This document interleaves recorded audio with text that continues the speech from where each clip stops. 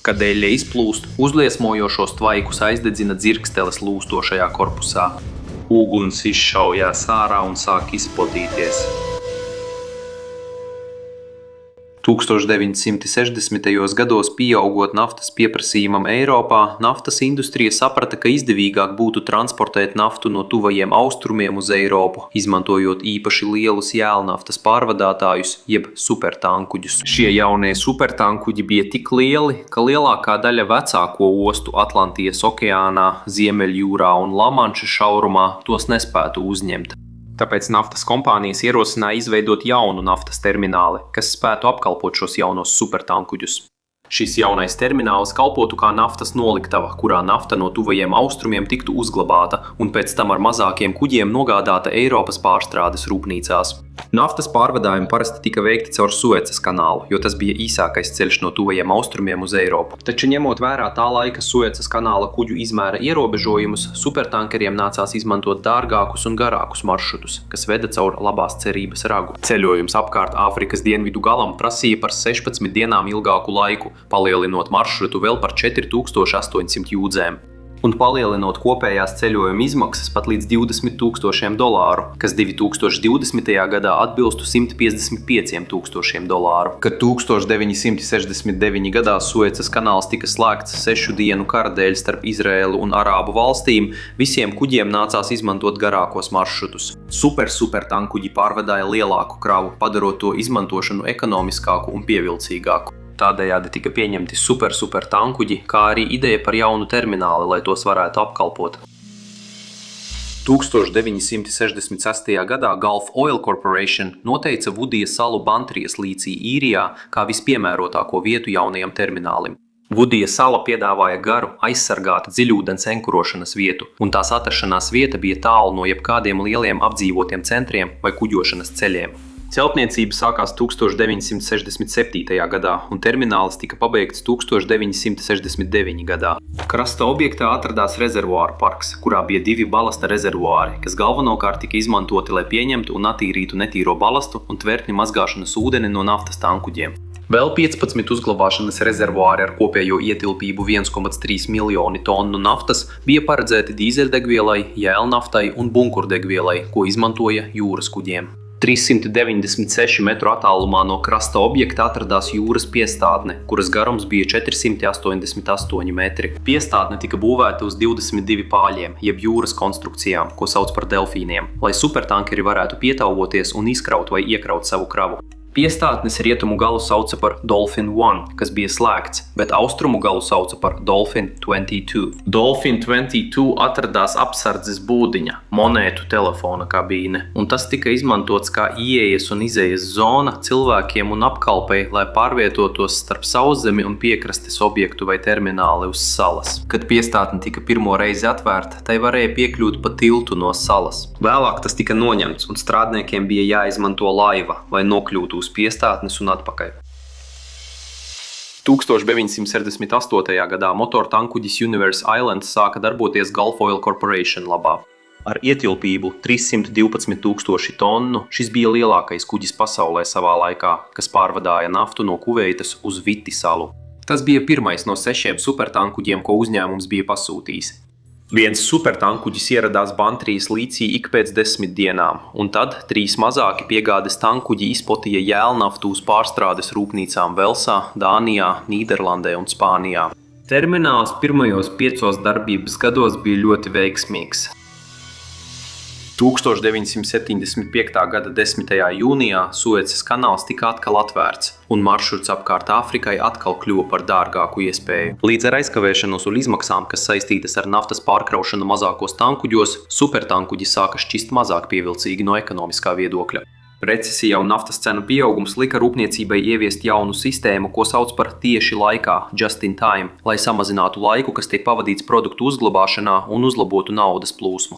Tas nozīmē, ka pieprasījums Vitijas salas terminālī samazinājās. Līdz 1970. gadu beigām vietējais Gulf meitas uzņēmums Gulf Oil Terminals Ireland cīnījās, lai saglabātu termināļa dzīvotspēju.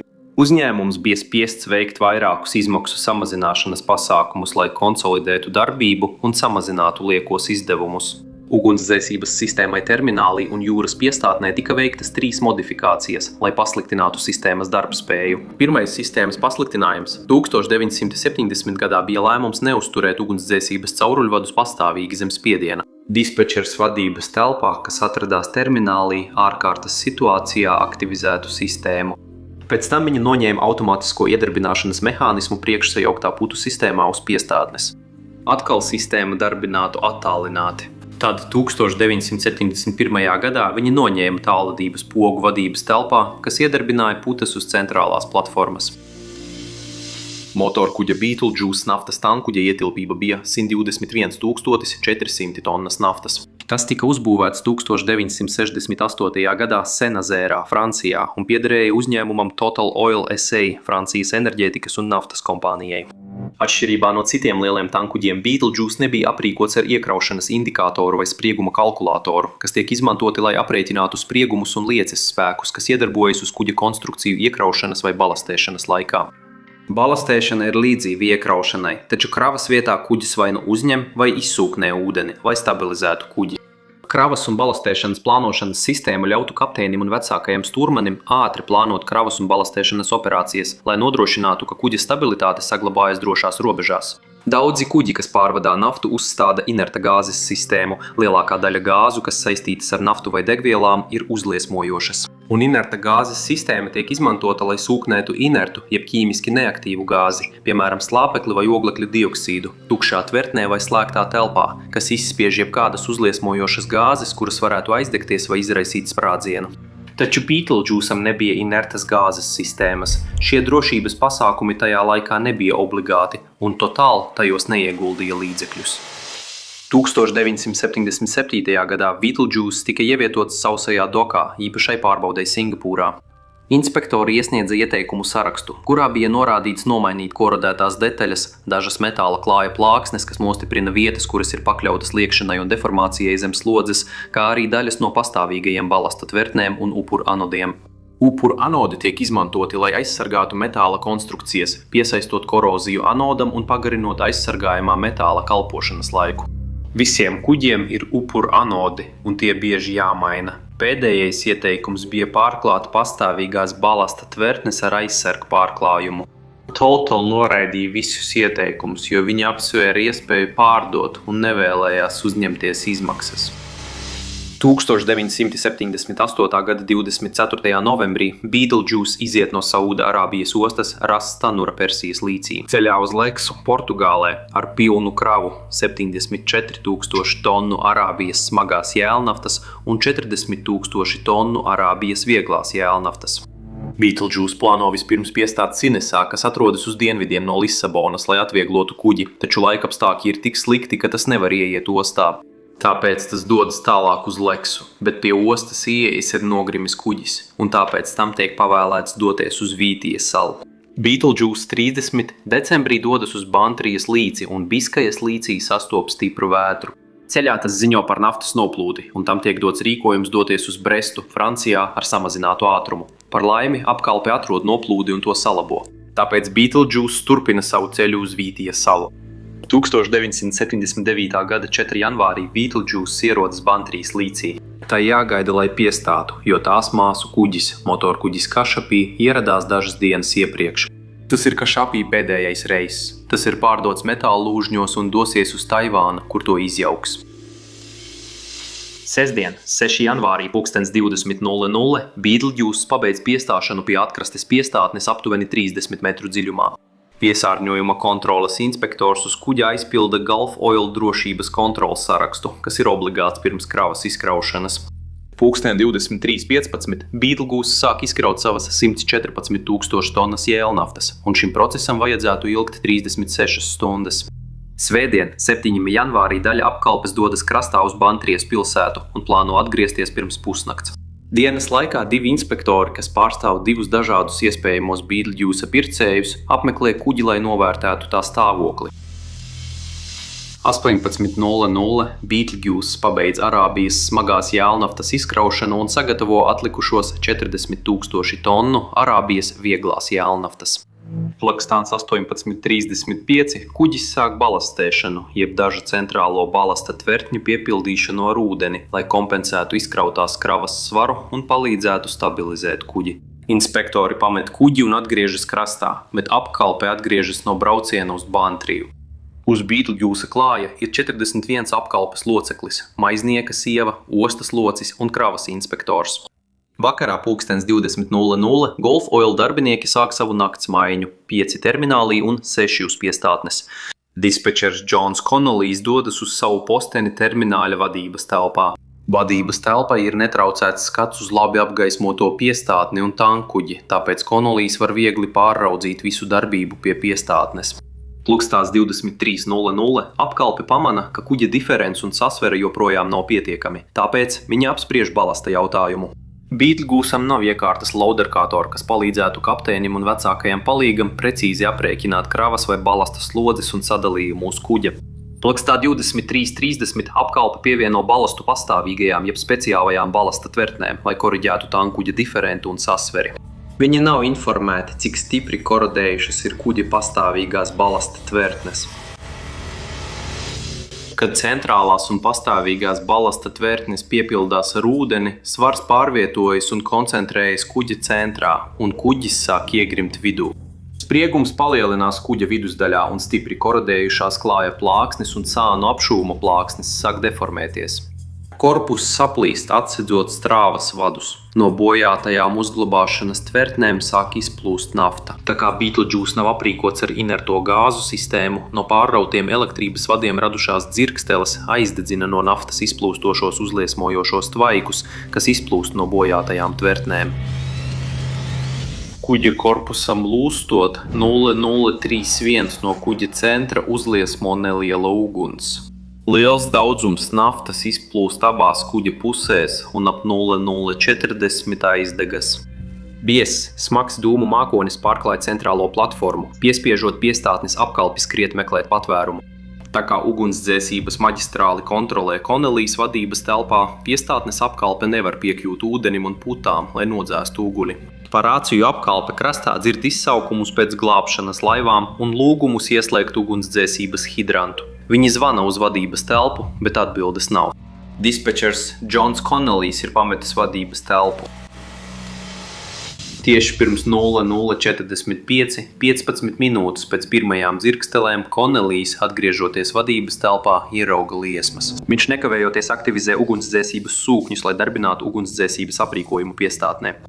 Viņš arī mēģina aizvērt avārijas bloķēšanas vārstus, lai pārtrauktu jebkādu naftas padevi no kuģa uz piestātni, taču avārijas slēdzis nedarbojas. Viņš piezvana Gulf Oil operāciju vadītājam, lai ziņotu par ārkārtas situāciju, un pēc tam sazinās par rāciju ar glābšanas laivu Don Mark, lai savāktu vīriešus, kas iesprostoti uz piestātnes. Rācijas sarunu sadzird tuvumā esošie kuģi Snav un Bilbao, kuri ātri reaģē uz ārkārtas situāciju. Konnolijs arī piezvana sūkņu operatoriem, kas atrodas spēkstacijā, lai viņi dotos uz piestātni un darītu visu iespējamo, lai palīdzētu.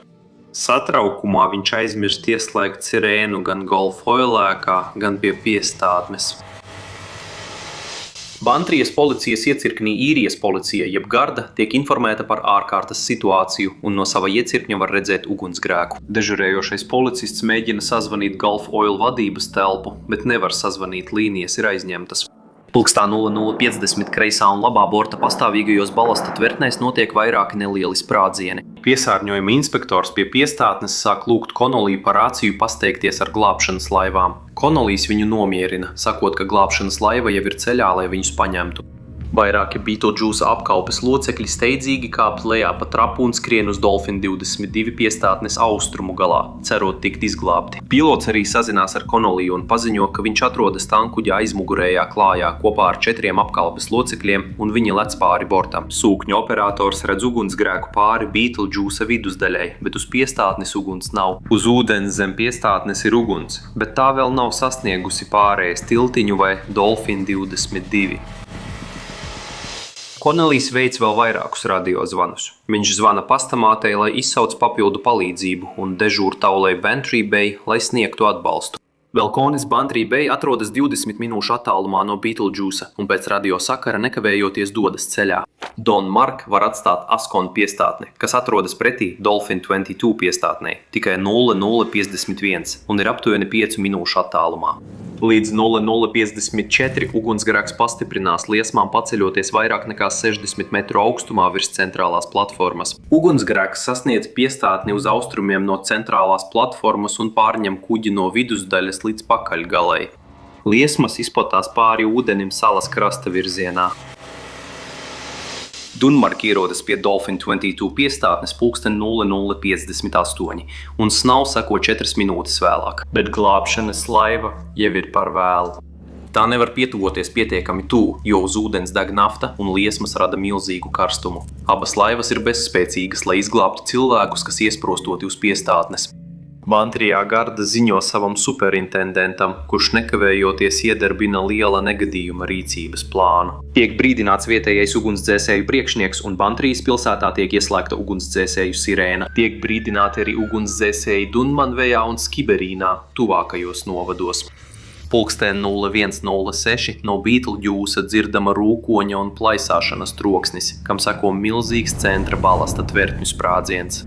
Sprādziena spēks pārrauj tankuģa korpusu un vīrieši uz piestātnes tiek iemesti ūdenī. Uz kuģa esošā naftas krava aizdegās un liesmas sasniedz vairāk nekā 90 metru augstumu, temperatūrai pārsniedzot 1000 grādu pēc Celsija. Sprādziens ir tik spēcīgs, ka kuģa vraka un naftas iekārtu gabali tiek aizsviesti Miele ielajā, vairāk nekā 6 jūdžu attālumā. Milzīgs kuģa šķembas gabals, aptuveni automašīnas lielumā, tikai nedaudz garām aizlido vienam no naftas uzglabāšanas rezervuāriem naftas bāzē. Sprādzienu troksni var dzirdēt gandrīz visā Rietumkorkā un pat 35 jūdžu attālumā. Viesnīcā West Lodge Bantrijā svētdienas vakara dejas galvenajā zālē tiek pārtrauktas, kad grīda sāk drebēt. Ārā liesmas izgaismo ziemas nakts debesis virs Bantrijas. Vidija salā 14 ģimenes, kas dzīvo uz salas, steidzas uz savām laivām, lai bēgtu uz Cietzemi. Viņi apraksta notiekošo kā Pompejā, kad liesmas šaujas 40 metrus augstu debesīs un šķembas krīt lejā uz lopu kūtīm, bet apkārtne ir izgaismota kā dienas vidū. Gulfa naftas strādnieki cenšas palīdzēt, bet ugunsdzēsēja mašīna neiedarbojas. Viņiem ir līdzīgas problēmas ar ugunsdzēsības hidrantiem un šļūtenēm, un viņiem nav ne elpošanas aparātu, ne aizsarga apģērba. Vilcējs Bantry Bay sasniedz piestātni pulkstens 01:10. Kapteinis mēģina vilkt Beetlejuice prom no piestātnes, bet ātrās atbrīvošanas mehānisms uz piestātnes ir iestrēdzis, un tankuģi nevar atbrīvot. Bantrijas, Skiberīnes un Dunmanvejas ugunsdzēsēju brigādes no tuvējā novada spēja nokļūt uz salas ar mazām prāmju laivām. Bantrijas ugunsdzēsēju brigāde atklāja, ka 2 Land Rover un termināļa ugunsdzēsēju auto neiedarbojas. Tad kravas automašīna, kas ved ugunsdzēsības aprīkojumu no Askonas piestātnes uz rezervuāru laukumu, salūst. Ugunsdzēsēji nevar pietuvoties degošajam kuģim. Betona piestātne sabrūk un iekrīt jūrā. Ugunsdzēsēji un Gulf Oil termināļa darbinieki nolemj koncentrēt savus spēkus uz to, lai uguns neizplatītos uz rezervuāru laukumu, kā arī ierobežotu naftas noplūdi. Aptuveni 12 stundas pēc sprādziena ap 1 dienā Beetlejuice grimst savā piestātnē 30 metru dziļumā, atstājot priekšgalu izvirzītu virs ūdens līnijas.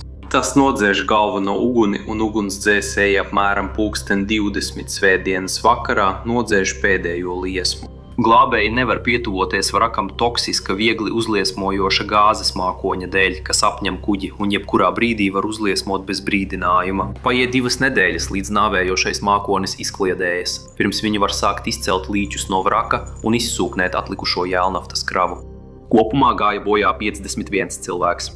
41 Beetlejuice apkalpes locekļi, Beikeras sieva, īru pilots, kravas inspektors, 6 Gulf Oil piestātnes strādnieki un nīderlandiešu Nirejs, kurš gāja bojā glābšanas operāciju laikā. No 51 bojāgājušā tika atrasti tikai 27 līķi. Atrastie līķi ir apglabāti Svētā Finbara baznīcas kapsētā, no kuras paveras skats uz Bantrijas ostu. Nīderlandes glābšanas uzņēmums Al Smith & Company pacēla Beetlejuice 4 daļās. Priekšgalu aizvilka uz atklātu jūru, 100 jūdzis no krasta un nogremdēja. Tas izraisīja zvejnieku kopienas protestus, tāpēc 2 daļas tika aizvilktas uz Spāniju iznīcināšanai. Pēdējā daļa tika sadalīta uz vietas, bet tika aizvākta tikai 1980. gada jūlijā. Vietējās zvejas vietas tika stipri piesārņotas, un tīrīšana tika pabeigta tikai 1983. gadā. Glābšanas, tīrīšanas un kompensācijas izmaksas kopumā sasniedz apmēram 120 miljonus ASV dolāru, ieskaitot kompensāciju, ko kuģa īpašnieks Total samaksāja Gulf Oil. Lielāko daļu izmaksu sedza apdrošināšanas kompānijas. Prasības un pretprasības tika atrisinātas ārpus tiesas.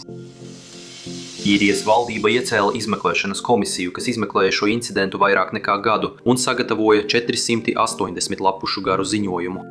Ziņojumā tika minēti 3 veicinošie faktori – 11 gadus vecā Beetlejuice sliktā tehniskā stāvoklī, nepareizā izkraušanas secība un balastēšana, kopā ar apkalpes nepietiekamu apmācību un, visbeidzot, nepietiekamām un slikti uzturētām ugunsdzēsības un glābšanas sistēmām gan uz kuģa, gan piestātnē. Tribunāls arī kritizēja valdību par to, ka tā nav ieviesusi noteikumus, lai nodrošinātu atbilstošu drošības un ārkārtas situāciju procedūru ievērošanu. Gulf Oil nekad vairs neatvēra Vudija salas termināli, un 1985. gada iespējamības pētījums parādīja, ka tam vairs nav nekādas potenciālas izmantošanas starptautiskajā naftas tirdzniecībā. Nākamajā gadā Gulf Oil atteicās no šīs vietas nomas tiesībām par labu Īrijas valdībai. Pēc ierobežotas renovācijas veikšanas Īrijas valdība izmantoja termināli, lai glabātu savas stratēģiskās naftas rezerves.